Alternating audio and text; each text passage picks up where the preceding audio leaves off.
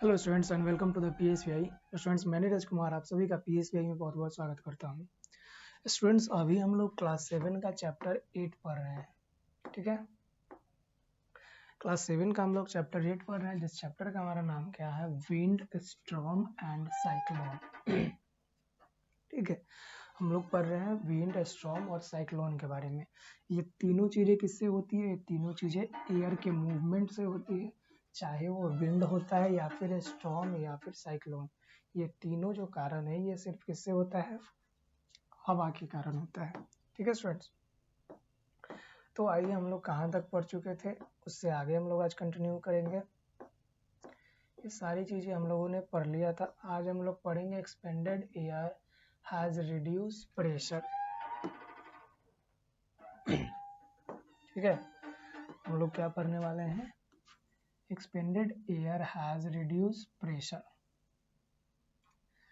चलिए हम लोग देखते हैं।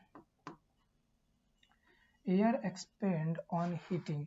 हम लोग पहले से ही जानते हैं कि एयर, हवा जो है,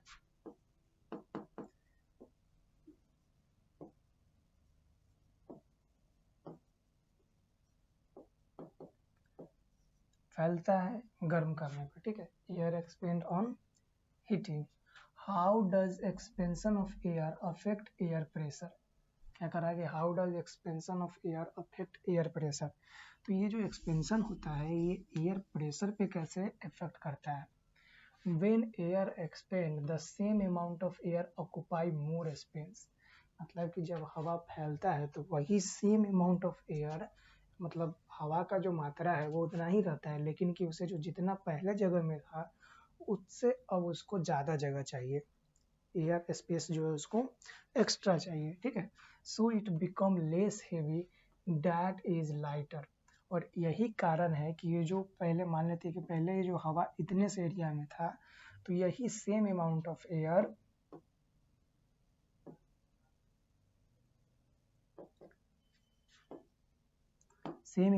एयर अब ये जब अगर हीट होगा, इसको अगर हम लोग हीट देंगे तो ये क्या होगा, ये हवा का मात्रा इतना ही रहेगा, बस ये क्या होगा, इसका एरिया स्पेस क्या हो जाएगा, एक्सपेंड हो जाएगा, यानी कि फैल जाएगा। ठीक है, the warm lighter air exerts less pressure than cold air. तो जो वार्म और लाइटर, जब हवा गर्म हो जाता है तो वो हल्का हो जाता है, ये जो प्रेशर लगाता है ये लेस, गर्म हवा जो है ये कम प्रेशर लगाता है, लेकिन जो कोल्ड हवा यानी कि जो ठंडी हवा होता है ये ज़्यादा प्रेशर लगाती है। ठीक है, warm air is lighter than cold air and exerts less pressure. क्या हमारे पास क्या आया कि वार्म एयर, जो गर्म हवा होती है, गर्म हवा जो होती है वह हल्का होती है, हल्का होती है, और क्या होती है, ठंडी हवा ये भारी होती है और ये प्रेशर जो है ज़्यादा लगाती है। ठीक है, you have already come across the fact in chapter 4 when learning about convection current in air। तो हम लोग इसके बारे में चैप्टर 4 में ऑलरेडी पढ़ चुके हैं। कन्वेंशन करेंट इन एयर, मतलब हवा में भी क्या होता है, करेंट होती है, तरंग होती है, वेव होती है। ठीक है, the warm air above a fire is lighter than the surrounding air, so it rise upward. The smoke from a burning material also goes upward with the rising air। अब आप लोगों ने देखा होगा जब कोई भी चीज़ को हम लोग जलाते हैं या फिर जो धुआं या फिर जो स्मोक होता है, वो ये स्मोक कभी भी नीचे की तरफ नहीं आता है, वो कभी भी क्या जाता है, ऊपर की तरफ आता है। जबकि कोई भी चीज़ को ग्रेविटी क्या करता है, नीचे की ओर, अपने तरफ नीचे की ओर खींचता है। देखिए जैसे कि लाइटर को हम लोग ऊपर से छोड़ेंगे तो ये क्या होगा, नीचे आएगा। लेकिन वही हम लोग जो स्मोक होता है, जो धुआं होता है, उसे जब ये जलाते हैं या फिर वाटर वेपर होता है तो ये कभी भी क्या होता है, ऊपर की तरफ। आप देखेंगे कि वो क्या होता है, ऊपर की तरफ जाता है। ऐसा क्यों होता है? तो ऐसा इसलिए होता है क्योंकि वो जो एयर है वो क्या हो चुका है, हीट उसको मिल चुका है। ठीक है, हीट का मतलब होता है ऊष्मा।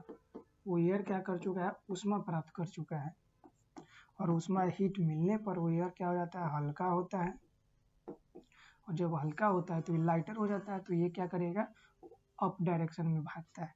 और जब यही ठंडा हो जाएगा तो फिर से वो बारिश के रूप में हवा, वाटर वेपर का एग्जांपल लेते हैं।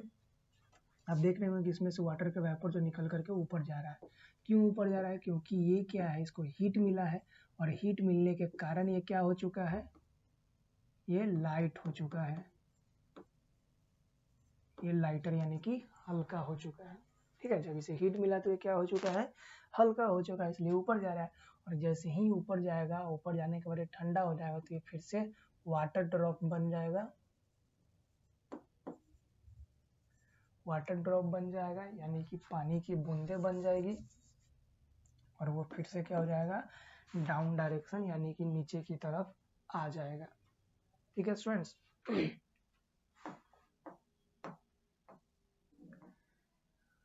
वही सेम लॉ के ऊपर ये हॉट बैलून आप लोग देखे होंगे, ये हॉट बैलून भी काम करता है।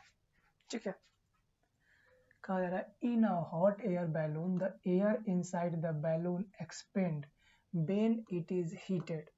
जो हॉट एयर बैलून में क्या होता है, यहाँ पे कुछ मटेरियल होता है जो जलता है, और जलने के साथ एक इसके अंदर जो एयर होता है ये हल्का हो जाता है, और वो हल्का होकर के एयर क्या करता है, एक्सपेंड होना चाहता है, फैलना चाहता है, इसी के कारण ये क्या करता है, ऊपर की तरफ उड़ जाता है। The hot air become lighter than the surrounding cooler air. तो ये जो देखिए, मतलब इसके आसपास का जो सराउंडिंग में जो एयर है वो क्या है, कूल है, कूल एयर है, लेकिन इसके अंदर का जो एयर है वो क्या है, इसके अंदर का जो एयर है वो वार्म है यानी कि गर्म है। As a result, the balloon rise and lift the weight attached to it. यही कारण है, जब हल्का होता है हवा तो वो हवा ऊपर की तरफ भागना चाहता है, और जब वो अपने ऊपर की तरफ जाता है तो इसके साथ में बहुत ज़्यादा वेट होता है।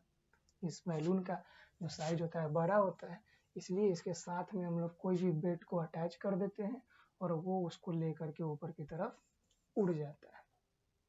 ठीक है स्टूडेंट्स, तो इसी सिद्धांत पे ये जो है, इसी प्रिंसिपल पे हमारा हॉट एयर बैलून भी काम करता है।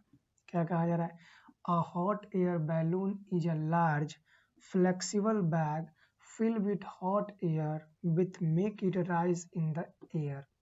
एक हॉट एयर बैलून जो है एक बड़ा होता है, फ्लेक्सिबल होता है, एक बैग जैसा होता है जिसके अंदर हॉट एयर, गर्म हवा जो है भरा होता है, क्योंकि यही इसको राइज कर पाता है, हवा में तैरने में मदद कर पाता है। ठीक है, ये हमारा हॉट एयर बैलून हो गया, और इसके अंदर में फ्लेम यानी आग का कुछ चीज़ें जला रही है, जो इसके अंदर का जो एयर होगा उसे वो गर्म करेगा। ठीक है स्टूडेंट्स, अब हम लोग पढ़ेंगे विंड्स के बारे में। सबसे पहला, क्योंकि हमारा चैप्टर का ही नाम क्या है, हमारा इस चैप्टर का नाम है विंड्स, साइक्लोन, विंड्स, साइक्लोन और स्टॉर्म। तो इसमें अब हम लोग पहले टॉपिक की तरफ पढ़ेंगे, इसमें हम लोग विंड्स के बारे में पढ़ेंगे, यानी कि हवा के बारे में, पवन के बारे में पढ़ेंगे। ठीक है स्टूडेंट्स, तो आप लोग रेडी हैं, चलिए हम लोग आज के इस क्लास को शुरू करते हैं। सबसे पहले हम लोग देखेंगे कि विंड्स होता क्या है। विंड्स को हम लोग पवन भी बोल सकते हैं। ठीक है, जब हवा जो है, जब हवा स्थिर तो उसे एयर बोलते हैं, लेकिन जब हवा चलेगी तो उसे हम लोग विंड्स बोलते हैं। ठीक है, क्या बोलते हैं, विंड्स। क्या बताया जा रहा है, you must have many times see a wind in action. आप लोग अधिकतर देखेंगे कि हवा जब क्या होता है, एक्शन में होता है, यानी कि हवा जब बहते रहता है, पेड़ देखेंगे, पेड़ जोर से हिलते रहता है, हमारे दरवाजे खिड़की के जो पर्दे होते हैं वो सारी चीज़ें हिलते रहती है, सड़क पे धूल उड़ते रहते हैं, प्लास्टिक के बैग वगैरह सब उड़ते रहते हैं, तो उसे हम लोग क्या बोलेंगे, ब्लोइंग। इसको क्या बोलेंगे कि हवा जो है ये बह रहा है, ब्लोइंग हो रहा है। leaps away, blowing dust around and bending buses over. तो जब हवा बहती है तो जो पत्ते हैं एक जगह से दूसरी जगह उड़ के जाते हैं, डस्ट हमारे चारों तरफ उड़ते हैं, डस्ट मतलब धूल उड़ते हैं, and bending houses over. But what is a wind, लेकिन कि ये विंड है क्या? ये सब तुम लोग देखते हैं कि उड़ते रहता है, चलते रहता है, ये सारी चीजें तो ठीक है, लेकिन कि विंड एक्चुअल में क्या होता है? तो a wind is a large scale horizontal movement of air along the earth surface. Wind का डिफिनीशन क्या हो जाएगा अगर आपसे पूछ दिया जाए कि बताइए विंड यानी कि पवन की जो परिभाषा है ये क्या होगी? तो हम लोग बताएंगे यहाँ से, a wind is a large scale horizontal movement of air along the earth surface. यानी कि अर्थ के सरफेस पे हॉरिजेंटल मूवमेंट, मतलब उसका जो मूवमेंट होगा वो हॉरिजेंटली होगा, ऐसे न कि वर्टिकली. वर्टिकल ऐसे होता है, देखिए जब ऐसे कोई चीज चलेगा तो इसको वर्टिकली बोलते हैं और ऐसे चलेगा तो इसको हॉरिजेंटल बोलते हैं. तो हमारा अर्थ ऐसे होता है, तो इस अर्थ के सरफेस का, ये हमारा अर्थ हो गया, और इस अर्थ के सरफेस पे ऐसे हॉरिजॉन्टली एयर जब चलेगी, हवा जब बहेगी, ठीक है, तो इसे हम लोग क्या बोलेंगे? हॉरिजॉन्टल मूवमेंट ऑफ एयर होगा, एक लार्ज स्केल पर होगा, तो इसे हम लोग जब अर्थ के सरफेस पे, सो उसे हम लोग क्या बोलेंगे? विंड यानी कि पवन बोलेंगे. ठीक है. There is a wind always blowing somewhere on the earth. मतलब हमेशा कहीं ना कहीं पृथ्वी पे जो हमारा क्या है, विंड जो है ये ब्लो होते रहता है. ठीक है. The air does not move of its own accord. The movement of air called wind is caused by the unequal heating and cooling of air. जब हवा जो चलता है तो ये असमान हवा क्यों चलता है? तो हवा चलता है असमान रूप से अर्थ के ऊपर जो हमारा टेम्परेचर होता है, कहीं पे टेम्परेचर क्या होगा? ज़्यादा होगा, तो कहीं पे मतलब टेम्परेचर कम होगा. तो हवा जो है कभी भी ज़्यादा से कम की तरह, जब देखिए कम टेम्परेचर, मान लेते हैं कि हमारा अर्थ है, यहाँ पे एयर जो है कूल है, तो ये क्या होगा? स्टील होगा, इसको कम जगह की आवश्यकता होगी, और यहाँ पे एयर क्या है? हॉट है, तो हॉट एक्सपेंड होगा, तो इधर जाएगा, इसको भी गर्म करेगा, तो ये हवा का क्या होता है? इस प्रकार से मूवमेंट होता है. ठीक है.